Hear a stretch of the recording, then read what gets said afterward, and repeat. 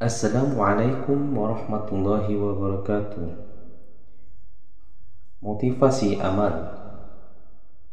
Dikisahkan Muhammad bin Ayun bercerita, suatu ketika saya sedang bersama Abdullah bin Al-Mubarak rahimahullah ta'ala di dalam rombongan tentara perang di daerah Romawi.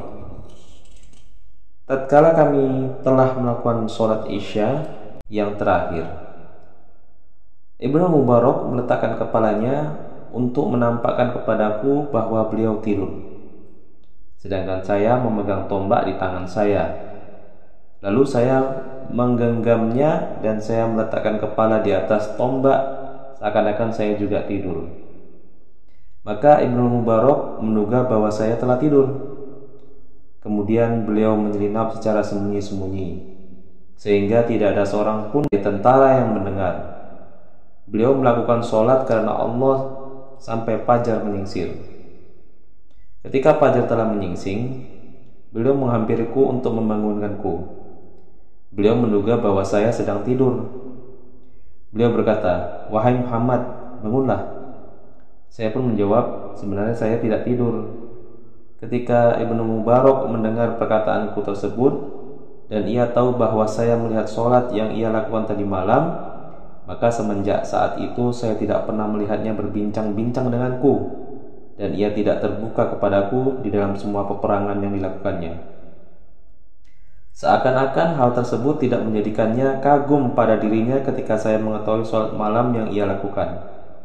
Saya senantiasa mengenalinya di wajah Ibnu Mubarak hingga akhir hayat beliau. Saya belum pernah melihat orang yang lebih menyembunyikan amal kebaikan daripada beliau. Begitulah para ulama terdahulu menyembunyikan amal-amalan mereka, sehingga mereka tidak mau diketahui amalan mereka selain hanya Allah Subhanahu wa ta'ala yang mengetahuinya. Karena mereka tahu, yakin bahwa amalan yang hanya untuk Allah Subhanahu wa ta'ala lah yang nantinya akan mendapatkan kebahagiaan di akhirat kelak.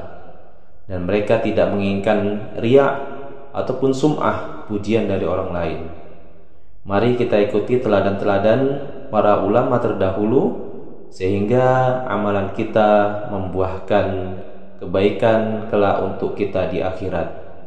InsyaAllah semoga kita dimudahkan oleh Allah Subhanahu wa ta'ala untuk melakukan amal-amalan yang hanya Allah Subhanahu wa ta'ala saja yang tahu.